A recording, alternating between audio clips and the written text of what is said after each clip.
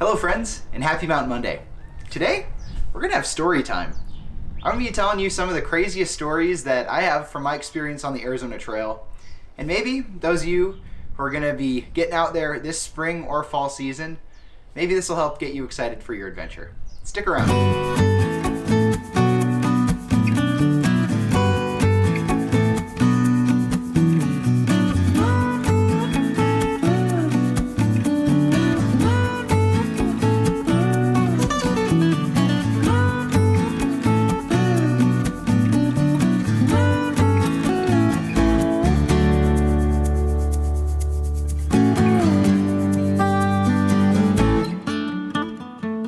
Experience on the Arizona Trail is going to be completely different. The environment changes. Now there's a bunch of burn areas that are different from when I even did it. The people change. The culture changes. Maybe you're hiking with someone. Maybe you're hiking alone. All of these things add really interesting uniqueness to your journey. And really, you're the only one that can experience and know what it feels like to go on that thru hike for yourself. It's such a large goal, and all of us process it differently and have different crazy and amazing things happen to us when we're out there. So let's get into my first story.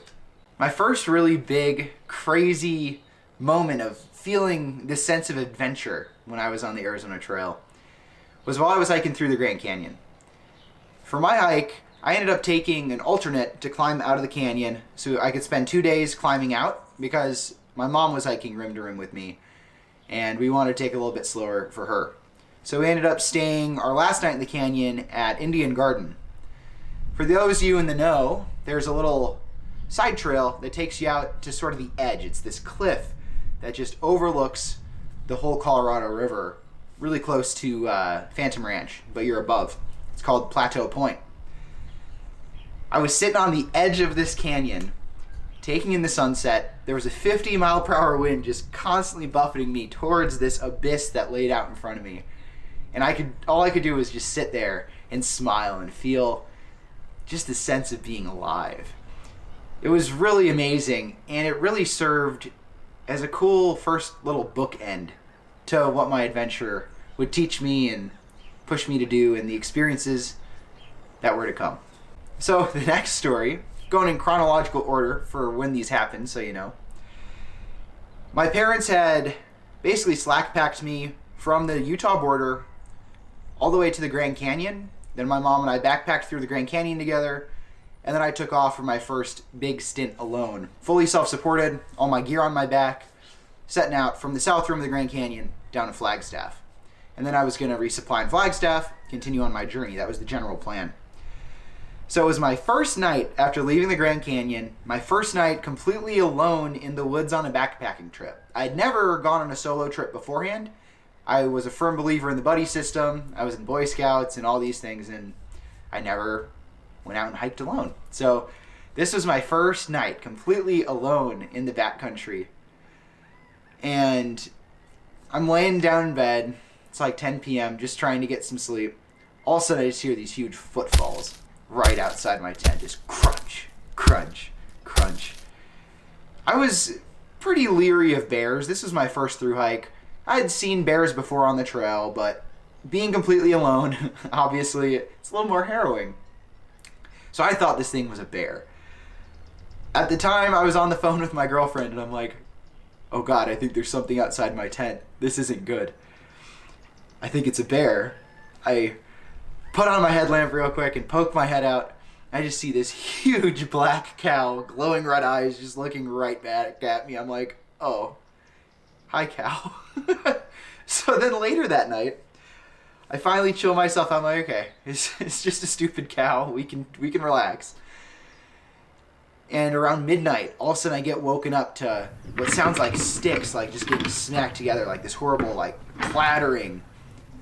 And then I hear these two bulls screaming at each other, these bull elk. There were two bull elk right outside my tent, not even 50 yards away, just duking it out, fighting like crazy. I was so scared that one of these animals was going to just come and just trample through my tent or something in their anger. That was a wild first night out in the bush. So now we're gonna skip ahead on the trail a little bit to around the Mazzies. So anyone who has experience in hiking the trail, especially as a southbounder, will know that the Red Hills Passage, when you're going to climb into the Mazzies, is brutal. That climb into the mountains is just exposed and steep, and it is 4 miles of suck. But, you know, you gotta embrace it. It's all part of the journey. I'm not angry at the mountain or anything, but it's a brutal climb, okay? So that morning I was gonna start that climb. I check on Guthook, see the elevation map. I'm like, okay, this is gonna be a big day. Let's have a good breakfast. I had to cross the East Verde River. It's one of the 4 rivers that the Arizona Trail actually crosses the whole way. So crossed the East Verde there, filled up water, sitting there filling up, and I noticed there's another thru hiker there. I bumped into him the day prior and get to know him a little bit. His name's Dan, and like, hey Dan, how's it going? We're both just shooting the breeze, sitting next to the creek as we both fill up. Some really good cold water there in the East Verde, by the way. You just want to filter it because there's a little cow poop coming from upstream. So we're both sitting there talking about how this is going to be a crazy climb, because right on the other side of the river, that's when you start up.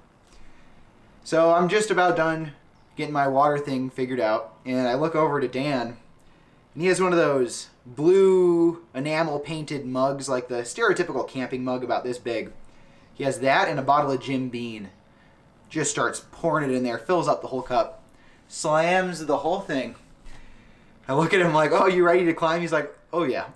So he just takes off, doesn't even take his shoes off before crossing the river. I'm like taking the shoes and socks off, want to keep nice dry feet for this crazy gravelly climb. We're both wearing Ultras, so for those of you who don't know, Ultras, especially the Lone Peaks, have like a little foot in the sole underneath of it. So it looks like little footprints as you walk. That's how the footprints in the ground are.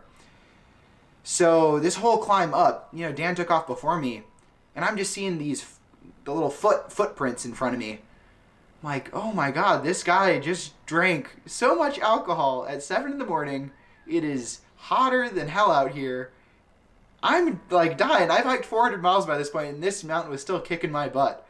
And this guy just slammed, 6 ounces of alcohol, and he's just slaying it.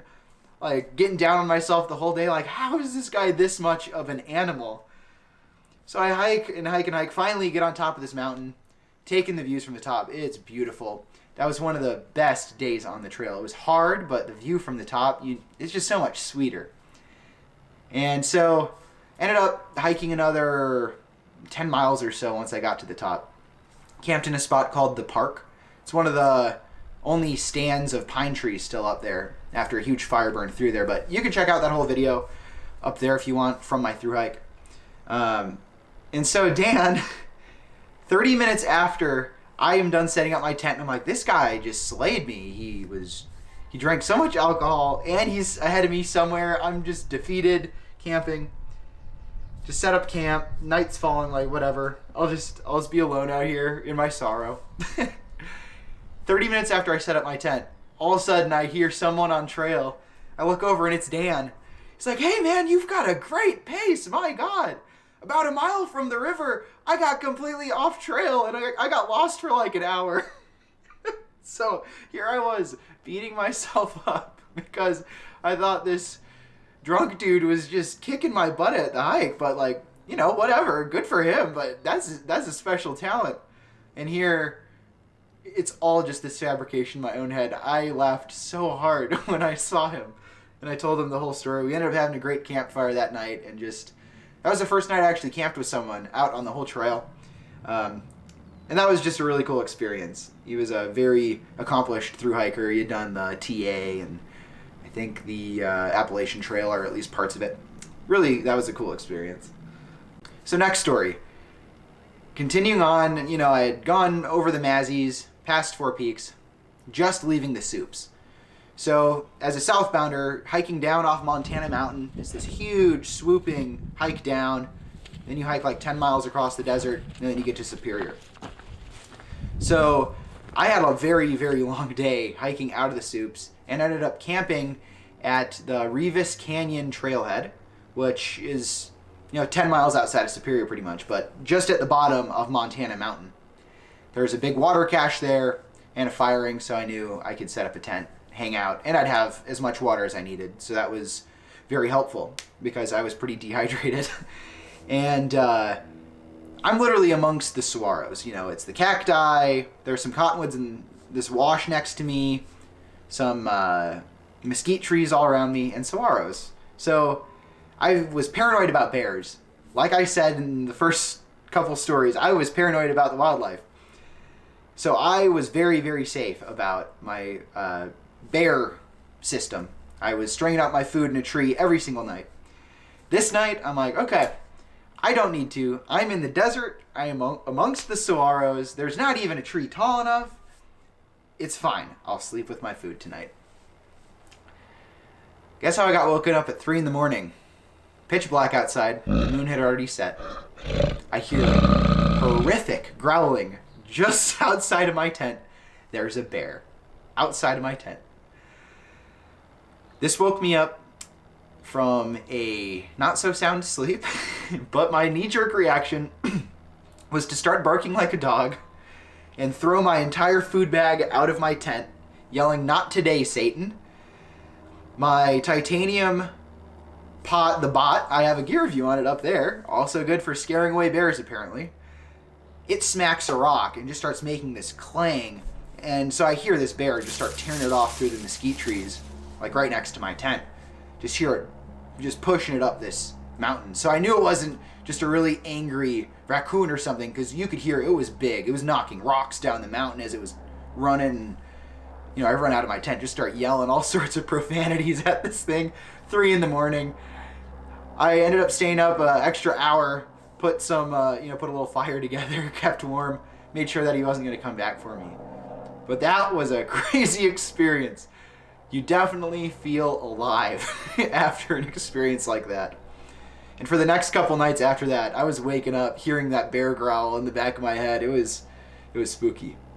So that leads us then to the next story, which happened only a day or two later. I'm still jumpy from this bear experience, and I have my first real night hiking experience down by the Gila River.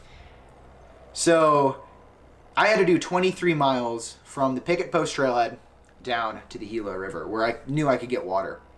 But 23 miles takes some time, so I didn't get to the river until around 6. Filled up with water just with the last little bit of light, because the sun was like down by 6:15, like pitch black out. You need your headlamp out by 6:15 at this point in the year. So I get my water, throw on my headlamp, and now the mission is find somewhere to set up camp tonight. So I have my headlamp turned to red. For those of you that don't know, that helps preserve some of your night vision. So if you turn off your headlamp, you can still see around. Whereas if you have the white LEDs going, it kills your night vision. It doesn't work as well.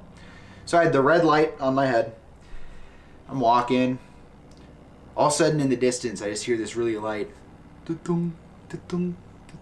So I hear that haunting ringing coming from close to the river to my right. And I'm just closed in with salt cedar, which just grows in these really thick patches. You can barely see through them. There's just this little hole I could see next to me. So I look through it to my right. I look there and I see the stereotypical black, like Satanic Bull, the big silvery horns, red glowing eyes because my red headlamp, and just this huge black bull with a cowbell on its neck. That ringing I was hearing was his cowbell. It just about made me jump out of my socks. That was scary. And of course, right as I hear this, I have music in one ear, just trying to keep me calm. Hell's Bells by AC/DC comes on. And I'm looking at this like Satan bull. Like, okay, this is cool. That was wild. And then right after that, a whole family of javelinas ran across the trail in front of me. And I'm like, what are you? Ah! Yeah, I was really jumpy after that bear experience. And that led to some really funny moments. All right, so the last story, but certainly not the least. Across my entire hike, across the Arizona Trail, I met some really amazing people.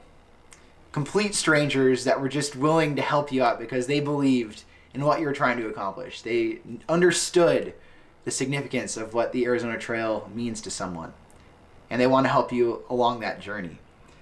The first awesome trail angel experience I had was close to Happy Jack, which is between Flagstaff and Pine, kind of in the Pine Forest.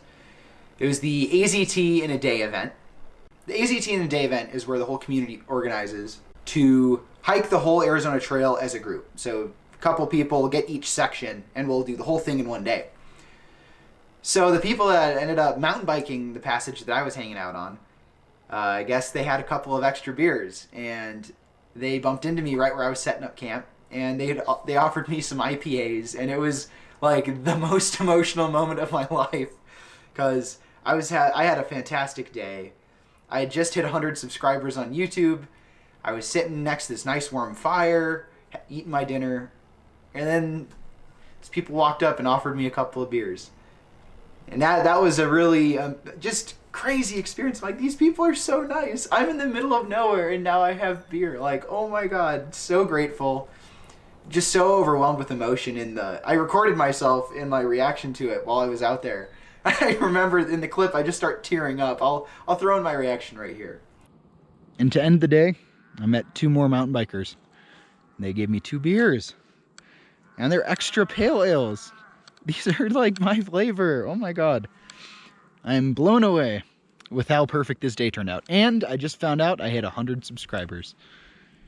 Just wow. Wow. Plenty of wood over there for a good fire. Beer. Good food. Some cows. Does it get better than this? So grateful. So grateful. That really just goes to show you how meaningful, even the littlest things, you can really make an impact on someone's whole adventure just by having an open heart. And it's folks like that make me want to get out and give back to those of you that are going to be hiking the trail in the future. Next little trail angel story. So I can't give up the location of this because I might get shot. But awesome trail angel named Sequoia. He camps out in a spot that there's a lot of need for trail magic. And the day that I had the pleasure of stumbling into his camp, I'd hiked my first marathon. I hiked 26.8 miles or something like that. And I was just beat. And in the little sign-in book at this trailhead, it just says, "Hey, hiker trash, come knock on the door in my camper." Like, oh, okay, I'm hiker trash. Knock on his door. Comes out, made me a grilled cheese and some soup. And he even had cots to sleep on. Like, that really just made that day, that whole section of trail, it was absolutely amazing. And Sequoia, if you're watching this, thanks, as always, and thanks for everything you do. And then literally the next day, went out to hike 28 miles. And I got picked up from the Tiger Mine Trailhead by 2 outstanding trail angels, Jim and Marnie, that run the Chalet Village in Oracle. That was amazing that day because I hiked 28 miles, got picked up by some random strangers to get brought into town. And then they show me like, hey, here's our whole little hiker box in the back of their hotel. They have a box for hiker gear that other people left that you could swap out for or take if you need it. Free laundry. And they were even like, yeah, if you need to go into town for anything, we got a couple bikes here. You can take one of those. So I took the most amazing shower of my life there. I had hiked 5 days through the desert, just sweaty, grimy grossness. Cleaned myself of all of that. And after hiking 28 miles at around 9 p.m. that night, I took one of those mountain bikes and rode 2 miles into town to pick up a burrito.